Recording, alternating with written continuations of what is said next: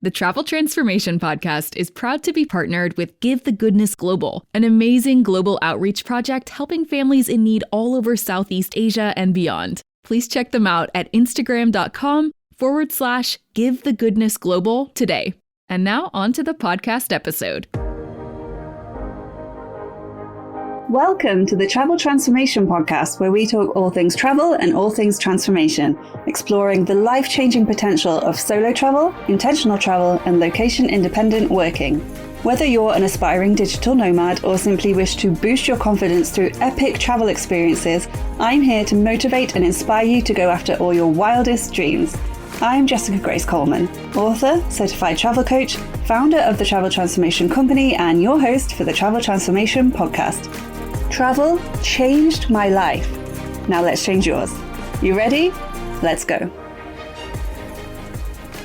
Welcome to the Travel Transformation Podcast, the podcast where we talk all things travel and all things transformation. My name is Jessica Grace Coleman and I'm your host. And today I'm talking to team leader, traveler and part-time nomad, and my friend and co-living buddy, Isabella Nogueira Paiva. I first met Isabella last year in Javea, Spain at the Sun & Co co-living house. And we also lived together for a month this spring at the Sun & Co pop-up in the Basque Country. So we got to know each other pretty well, and I'm so happy she was able to come on the podcast. I thought of Isa as being the heart of the house while we were there. She was always happy and smiling and bringing a lovely energy to the place. She was constantly playing music and filling the house with good vibes, and she is the biggest hugger I've ever met. We talk about this in the interview. She did some great workshops while we were there in the house, encouraging art and creativity. And we also did a house jam in the chapel where we each picked a song we loved, and then we did some creative dancing exercises to each track, which was really fun. Seriously, if you're staying in a co-living, you want a housemate like Isabella. In this episode, we discuss what it's like to stay in co-livings, how to balance work and play, how traveling is a mindset, not a destination, and most importantly, #bridgeparty. I had a great time talking to Isa and catching up, so let's get straight to the interview. Hi, Isa. Welcome to the podcast. How are you? Thank you, Jess. I'm better now. Thank you for coming on, especially as it's 10 p.m. where you are as well. So thank you. Now, I know who you are, but for my listeners, can you explain a little bit about who you are, where you're from, and where in the world you are right now? Amazing. So I'm Isabella. I'm from Brazil, and I'm currently located at Madrid, Spain. So I could either introduce me saying that I've been working with operations and technology for the past 10 years, or I could just go in a simple way and say that I like trying new things and I like colors. So people can choose whatever fits them better. Nice. Now, just to let everyone know, so we met initially at Sun & Co in Javea last year, but it was literally for like one night because you got there and then I left the next day. Nothing personal, it was already booked.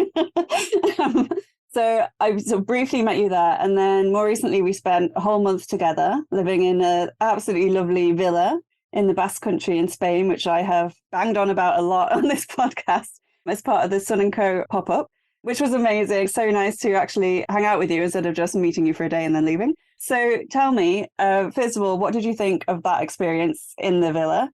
And why do you stay at co-livings in general? Amazing. I should start with #bridgeparty. #bridgeparty. Yes. It was an amazing experience. I know that you mentioned about our bridge party in the past episode, so I also invite people to jump a few episodes behind and catch up with this because it was an amazing experience.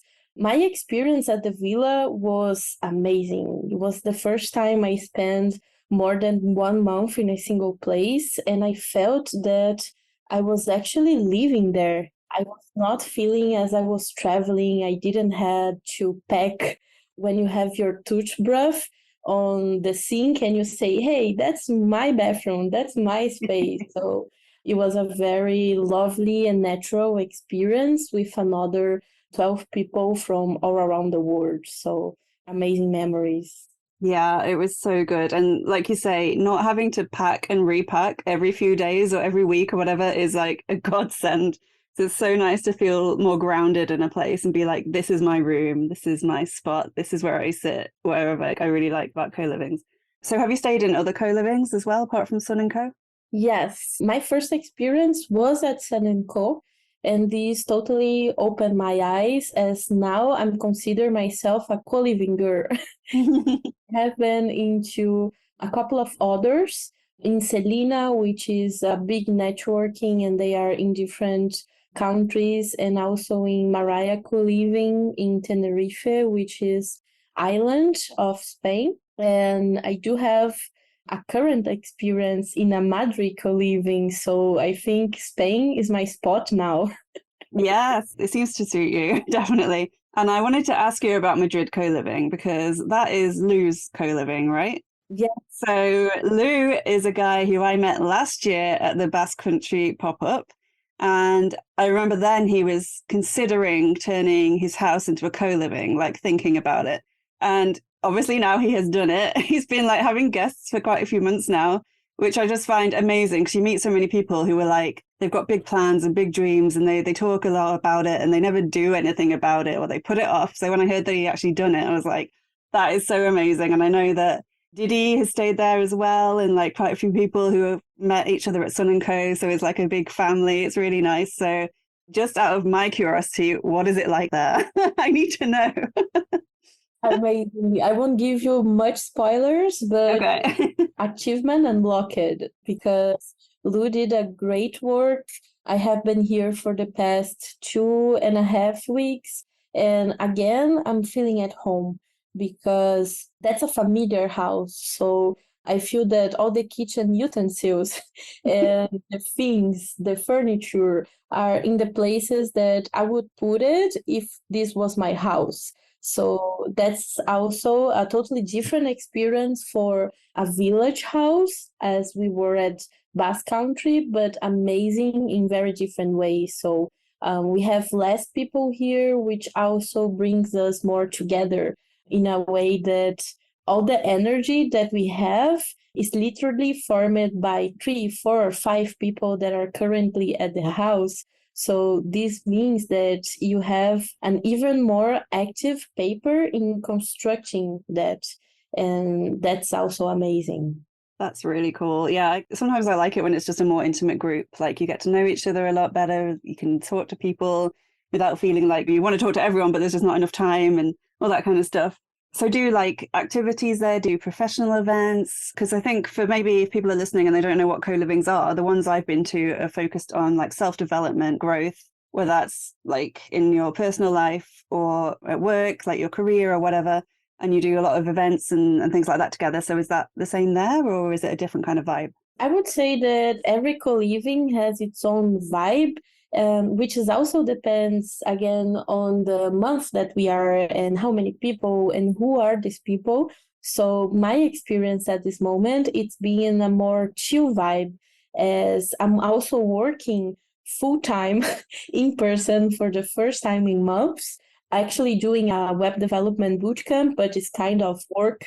So my experience is being more limited in terms of time because I'm here mostly on the breakfast as on the dinner, which makes, again, even more special in a way because we are sharing meals, we are sharing like literally, hey, how was your day? This was my day. So it's a very particular experience and very different from other experiences I've been in which we were there together all the time. Maybe having brothers and siblings, which I don't have, unfortunately, but I feel that I do have. You do now.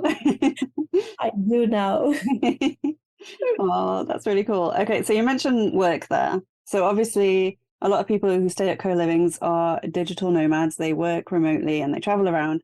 And how do you balance everything when you're trying to work, you're trying to play and hang out with people? There are new places to explore because I'm still figuring this out because I definitely do not have this down. But as well as all this stuff going on that we talked about, how do you balance this? Especially you, because I know you have a lot of hobbies. You like music, you like crafty things, you like art, you like playing instruments. How do you fit it all in? Are you finding there's a balance, or is it always sort of one thing more than another, like it is with me?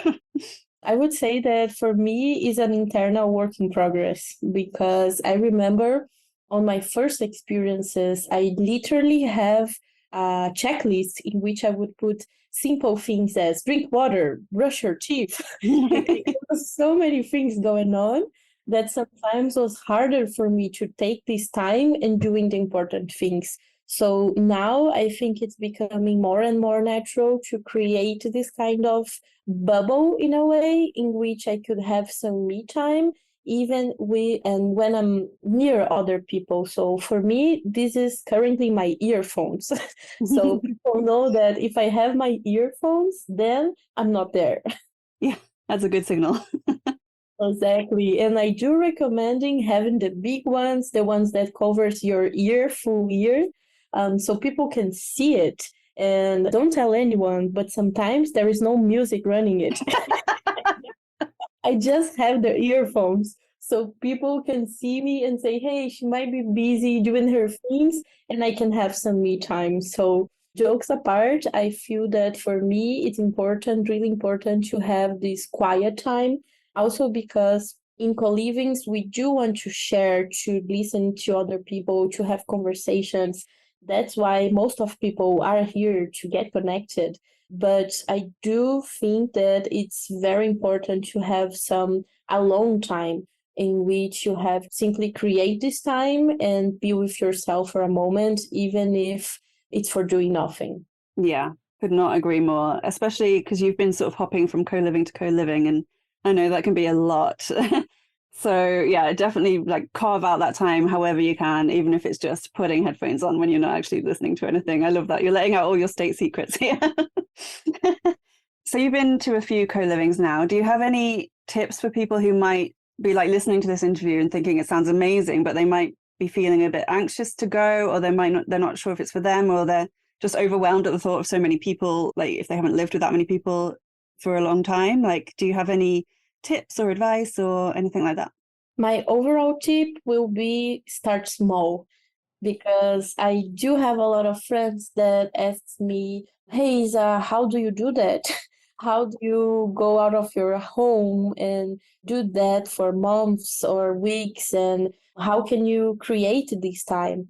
And for me, I feel that, of course, I do have a supporting network and a structure of friends and family that makes this kind of experience easier. And I understand that everyone has different work setups and life is not always easy. So it's not always possible to just, okay, I would leave my house and travel abroad for 1 month or whatever.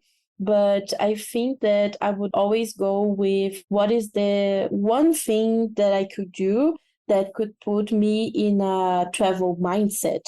And this sometimes could be just, hey, am I allowed to work remote? If so, can I hang out in a friend's house? Can I work from a cafe? So I think this kind of small experience in a way also helps me to get in the mood of understand how this works, because in the end of the day, being in a co-living, traveling abroad and working as a full-time digital nomad or a part-time digital nomad, it's all about structure and having a little bit of routine. So if you don't know how to charge your computer outside your house, or never have been in a situation in which you have an important meeting and you have to find a decent workplace, workstation to have this call in a quiet environment. So I would recommend to start with that. Go to a cafe. It can be the corner of your house, but putting yourself in the world, even if the world means 2 streets away, also and already helps you to get into the co-living and into the nomad mindset. Yeah, I definitely agree with that. And like you say, traveling doesn't have to mean halfway around the world. It can mean going half an hour down the road to a place you've never been to. There's so many places near me that I've never set foot on. So it's that kind of the travel principles, like more than actual travel itself. You can start that way and start small. Definitely. Okay, before I go on to my other questions, I have to ask, Are your plants in Brazil still alive? Because I know you were worried about your friend who was watering them. I have to know. I hope they are, but recently I have to change words because I have to say my friends were amazing, but my plants have to be singed too. So when I'm home, I sing to my plants, I put water, I have a little dance with them, and the only person in the world that could submit to that situation, it's my mom. Oh. Again, sometimes you just have to go with your supporting network, because this is part of the experience, and having to take care of your things at your home when you're far away, it can be challenging. So they are alive. They are not very happy with me, but they are alive. That's the main thing. But you've got to think about these things when you go away. So I had to ask. Okay, so you're from Brazil, as you mentioned, but you've been traveling a lot in Europe. So what would you say are the main sort of cultural differences, or the things that have stood out to you as being the most different, or the biggest things you've had to get used to while you've been in Europe? Is there anything that immediately comes to mind? Oi, the hugs. I will always start with the hugs, because as you know, and most of the people that knows me already know that, I'm a hugger. Mm-hmm. One of the main things, the first things that appears when I'm traveling in Europe is how different is the human contact in terms of greetings, in terms of demonstrating care.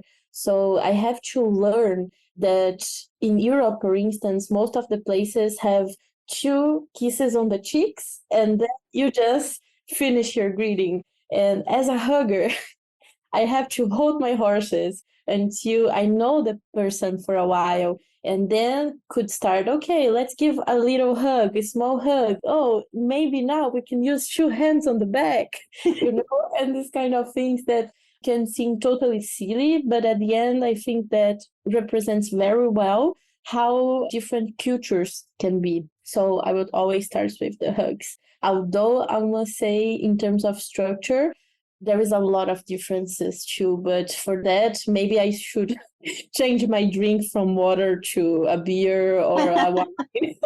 This would be a longer conversation. Yeah, but you're so right about the greetings though. Like, had a year in the US, and a lot of people there, even college age kids, like shook your hand to say hi. And I found that very strange, because in the UK, that's like a business thing. It's like an adult thing. And then I sort of got used to that. And then I came back and like I started shaking people's hands, and they looked at me like I was absolutely crazy. And then the kisses on the cheek thing as well. Like, you're never sure if someone's going to go in for it or not, or if you meet like a proper European, like mainland Europe. And I've done it before, and like they've gone in for a kiss on one side, and then you sort of wait to see if they go in for the other one. And then like some people do 3 times, and then you're like, oh my God, I don't know where to stop. Like it's a lot. So yeah, I definitely get that. And we had a lot of conversations about hugs in the co-living as well, because obviously there are some people who are just, not that they don't like them, they're just not used to it. And it seemed not weird, but like it wasn't something they did usually. But I have to say, like, you going around hugging everyone and like greeting people with a hug in the morning, it was just a really lovely thing. So keep doing the hugging, even if people think it's weird. Okay. So do you want to talk about your work? Because you said you're doing a boot camp, which sounds interesting. So you're in like the tech space, is that right? So what kind of work do you actually do? And do you find it's an easy kind of work to do with this kind of lifestyle? Sorry for the interruption, but I just have to tell you about Jessica Grace Coleman's new book, Intentional Travel Transformation. Boost your confidence, conquer your fears, and finally become the person you've always wanted to be, which is out now. This book is part memoir, part practical guide to help you transform yourself and your life through travel. Learn about Jessica's own tale of travel transformation, read unique transformation stories from the travel buddies she's met on the road, and make your way through her travel transformation framework, a method you can follow to create your very own bespoke travel transformation strategy. Your roadmap you can use to incorporate intentional travel into all your future trips. So, have you packed your bags yet? because it's time to flip the script on your life and transform through travel. Get intentional travel transformation now from Amazon or head to www.traveltransformationcoach.com/books for more info. And now let's get back to the Travel Transformation Podcast. Oh, yes. Technology is, I would say, the perfect fit for being a digital nomad.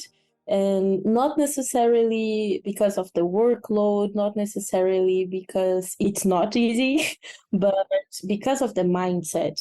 Because I feel that technology and IT, which is something that I'm a learner, I'm an amateur on this field, and it's an internal work in progress. You can do that for 10 years and you're still a learner. I feel that the mindset is much more task-based than time-based. So this means that you do not necessarily have to fill a specific working schedule, but you have to finish your things. And of course, you have to have the responsibility of distributing your time in a responsible way, because news, if there is no boss, it's even worse. I hear you on that.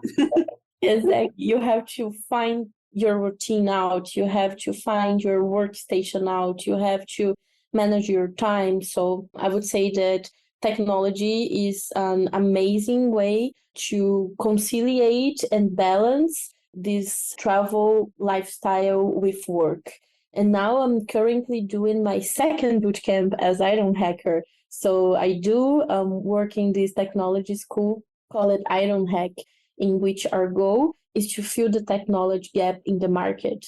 So the idea is that we are not only giving people a diploma, right? A certification that says, hey, you're now a bachelor in whatever, but we are teaching people how to work. So we have no grades, which is a totally different mindset from regular schools, right? And we just sit in front of the teacher. We have to memorize a lot of things. And the validation of this knowledge is actually based on how many things can you memorize and repeat them in exactly way as your teacher said or the book said.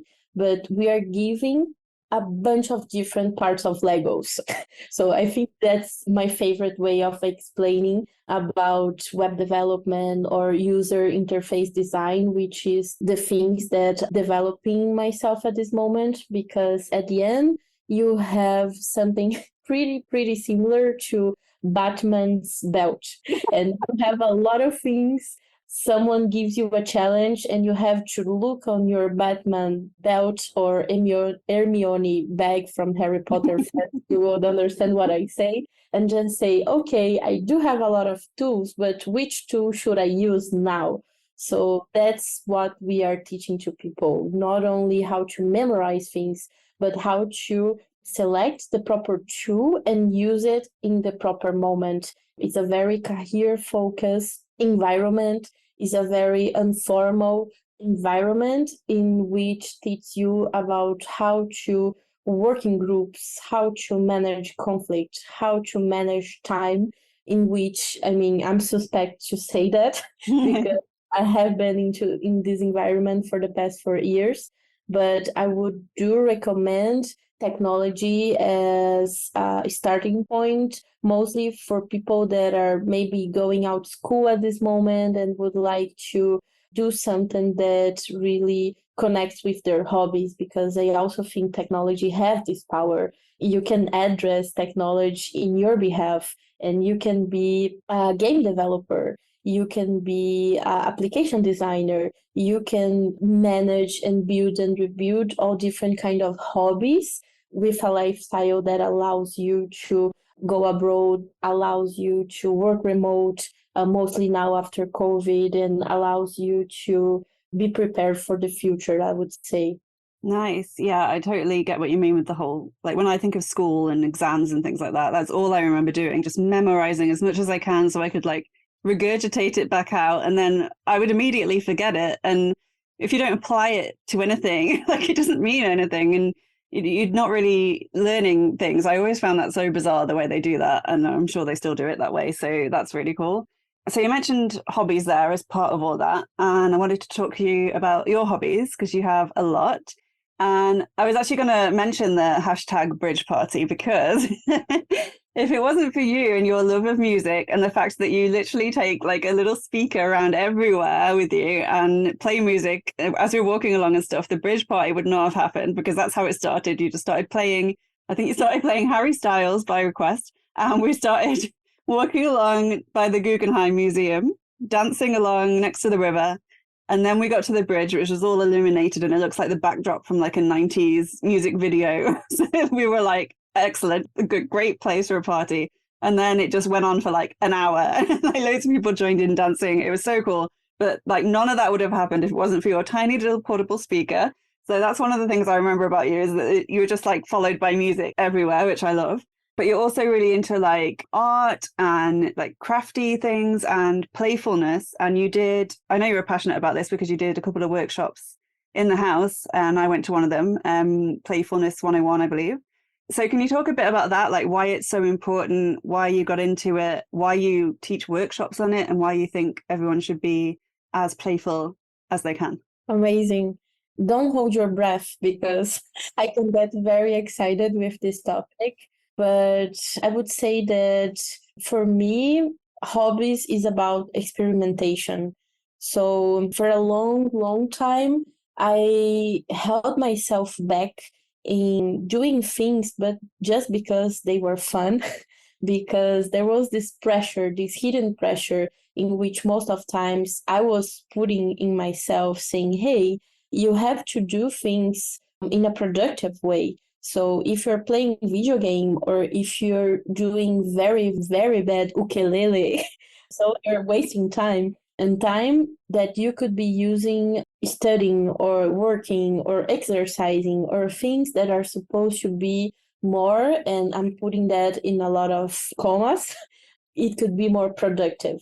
And one of the things that travel really helped me understand is that I don't have to be productive all the time. People doesn't have to be productive all the time, and we shouldn't be productive all the time. So today, I think it's becoming more solid for me that hobbies is a way of us as human beings to have joy. And this, of course, might or might not turn to be entrepreneur project or something that gives you money or it becomes your work. But at the end of the day, hobbies are supposed to bring you joy. So I do have a big list of hobbies that doesn't necessarily connect between themselves. And I think that's amazing way of experimenting new things. And even if those things doesn't necessarily connect between themselves, that's okay too. Because if I like games, I'm trying and I'm learning a whole different pack of abilities that I could have with mindfulness, for instance, but it would be in a totally different context, a totally different environment. As the same way that I could, and I do love play soccer, which would bring me a lot of muscular memory and a lot of benefits that maybe music wouldn't bring me, but in the other hand would bring me a lot of math and logic and just authenticity and different vibes than a sport would bring me. So I think that at the end, hobbies is my way of experimenting new things and putting in a simple way, doing a bit of try and error to check what things brings me joy and then keep doing those things. Yeah, definitely. And like you say, like I find a lot of people, self-employed people in particular, like they enjoy doing something and then they try and monetize as many of their hobbies as they can. And then, you know, you sort of lose the passion for something because it becomes work or it becomes a job. And like, you don't have to monetize everything you enjoy, like can just be for the joy. And yeah, I know what you mean about the whole productive thing as well. I am, can't remember what the meme is, but it's something like about, you know, when like really like type A driven people try and relax. And then they're looking around and they're like, how can I make this relaxation more productive? And they're just like constantly trying to like make the most of the time when sometimes you just need to either switch off or try something different that brings you joy and things like that. And that's what I like about co-livings as well. Like, especially in Spain, I talk a lot about Spanish time when they have like the 3 hour long dinners with wine and stuff. I never have that when I'm here. Like maybe if I go out for dinner, but you know, if we're just staying in, having dinner and people just sit around and talk and enjoy the moment and they're not thinking about work and they're not rushing off to do something. And like, I think that is something I need to learn to do myself in my daily life. And I really like the whole sort of family dinner element of co-livings as well. So yeah, definitely would recommend them for that as well. So why do you think traveling is so important in terms of like our self-development and personal growth in general? I would say that traveling is an intensifier. So at the end of the day, you could travel in your neighborhood, you could travel in your city. You doesn't have necessarily to go to other country to experience the benefits of traveling, because at least for me, traveling is a context in which I allow myself to have more and more experiences. And I can also do that at home. But of course, for the people that are doing that for a while, you start to wonder, oh, what is in the next city or in the next country, or what kind of food or music or people will I meet there? And for me, this thought pushes me forward to keep wanting to explore different cities, different countries, different continents. So at the end, I feel that traveling, it's much more a mindset than a place to be. And I couldn't agree with you more. I think that co-livings is an amazing and a very safe way of experimenting new things, because you're not doing this alone. If you are afraid of something or very happy with something, or you have a feeling, probably just ask for it, because I'm sure that another person in the house will have this exactly feeling or very similar feeling. So one thing that it really brings my attention to in co-livings is that I'm not alone with my feelings. And people are open enough, usually in this kind of environment, to share those experiences. Reason why I feel that is so important to filter the kind of space that you're going to, because you can go to a house to just have a chill vacation and be at your room, in your dorm, whatever your setup is, and having some solo time. Or you can be in a big house with a lot of people in which you will end up having these conversations probably and getting connecting to other people. So I think at the end, traveling in co-living, it's all about understanding what are your needs in a given moment and trying to understand what is the place that could best fit those needs at the moment. Yeah, definitely. I know I've said this before on some podcasts, I think, or in my emails or something, but I find that you're right. People are so open. Like the types of people who stay in co-livings are the type of people who will be very open, very honest, and who want to have the deep conversations. They don't just want to do small talk every day. I mean, if you're living with someone for a month, you can't really do small talk every day because you just be saying the same things over and over again. So you have to get deep if you want to keep talking to people. And like we played games at Sun & Co, and the masterminds as well are really great when someone goes with like an issue or a problem they want help solving, or just they just want ideas around something. And like people go around the room and tell their experiences. And you're right, you could be sitting there thinking, I'm the only person in the world feeling this way. And as soon as people start talking, you realize so many other people are feeling the exact same way, and it makes your problem shrink like instantly. And that's what I love about co-livings as well. Like you can get deep with people. I've had like conversations with people who I've known for a week, and I have not had as deep conversations with like friends I've known since primary school. You know, like it's like that kind of environment, and I love that too. So what are your travel plans next? Are you heading back to Brazil? Are you still going around Europe, or what's the plan? Whoa, this is a great question, which is still open. Nice. So yes, in general, my current travel structure is travel for a few months and then going back home, because this allows me to put myself in the nomad environment without freaking out. So I have been meeting a lot of amazing people that they just don't have a house anymore. Or even better way of saying, they restructure their concept of a house.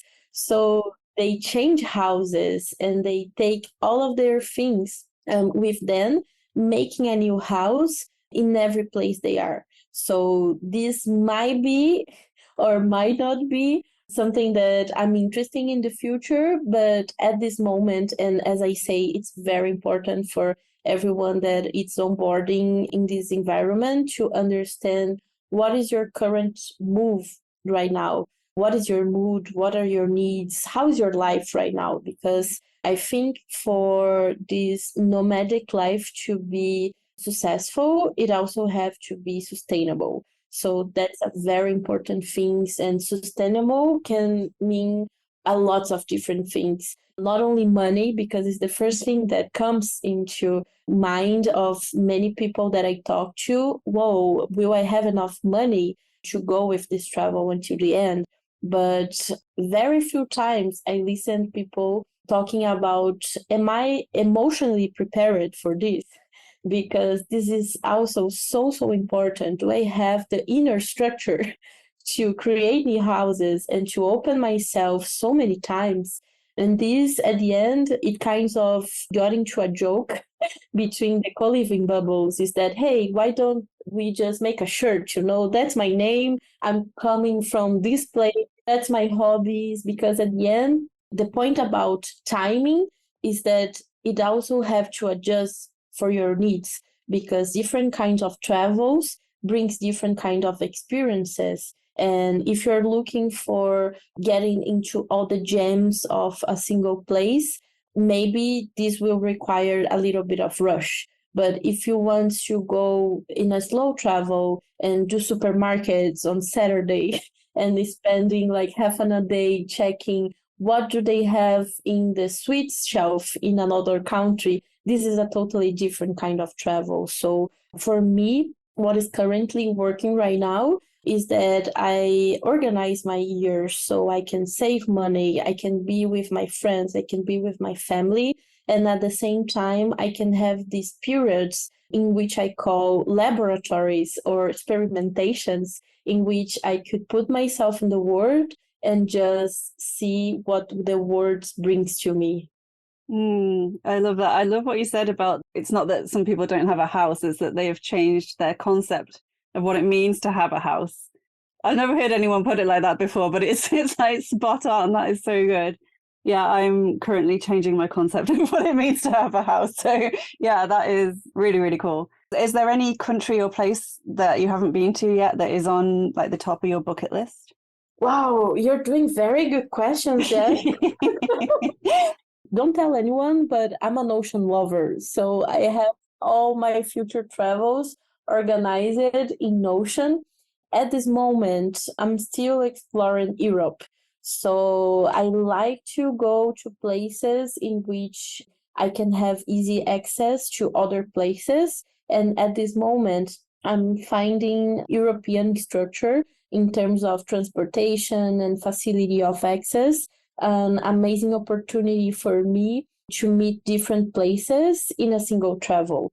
So that's my happy place at this moment. But I do have, I'm not sure if we can call it a dream. I don't think I ever used this term. I think dream, it seems such a huge thing, kind of inaccessible. So I like to put this in a more realistic way of my goal, maybe, is eventually meet all the continents. And let's see how this goes. Ask me again within 10 or 20 years. Okay. We'll circle back around in 20 years. Do a follow-up interview. Awesome. Okay, so I have just two last questions. First of all, if people want to connect with you online, where can they find and follow you? And then lastly, is there anything else you want to mention or talk about, or any message you want to get across before we go? Amazing. So for you to connect with me, at this moment, the easy ways is either on LinkedIn or Instagram. So I'm always thinking about, should I have a website? Is it the time for me to get a website? But for my life at this moment, I think 2 social medias is enough. Again, I'm a Notion lover. My portfolio is on Notion. I like things that I can easily edit and access. So you can easily find me in one of those 2 channels at this moment. Again, ask me again in 10 years because website changes and so do we. But you can find me at this moment, and I would be happy to have a virtual coffee or even an in-person event or something, meetup if we are around. And I think that the main message that I would like to transmit is that travel is not a destination, it's a mindset. And this is also a reminder to myself, because I think that sometimes when we start to travel more, I do see a lot of people that are doing checklists, right? So what is the next location? Where should I go next? And with this thought, which is amazing thought and pushes you forward in terms of having new experiences, this can also be a trap because you can also push yourself in a way that you're not in the present moment anymore. You're just planning your next thing and you're not living the thing you're doing right now. So I would say go slow, take your time, and remember that traveling can be done in your own city, in your own neighborhood. I'm pretty sure there are a lot of different parks or museums or bars or music places that you don't know and sometimes could bring you the joy you are looking for when you're traveling abroad. So again, travel is not a destination, it's a mindset. And I would be happy to connect with the people that are starting this journey and wants to catch up eventually. Oh, nice. And yeah, completely agree with everything you just said there. So thank you. And thank you for coming on. It's been so nice to see you and catch up. It seems like so long ago since we were in the Basque Country, even though it was only a couple of months. So it's been really nice to see you. And thank you for coming on.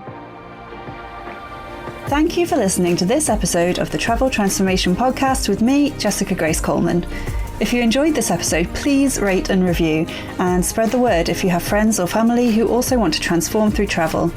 For a chance of winning one of my books in ebook form, please review this podcast on Apple Podcasts and send a screenshot or just your name to info@traveltransformationcoach.com or at traveltransformationcoach on Instagram. I'll be picking a new winner each month, and you can choose between any of my non-fiction titles, including Write Your Life, Write Your Year, and Intentional Travel Transformation. You can find out more about me at traveltransformationcoach.com, where you can also get your free travel transformation guide. And until next time, I'll catch you on the flip side. Bye.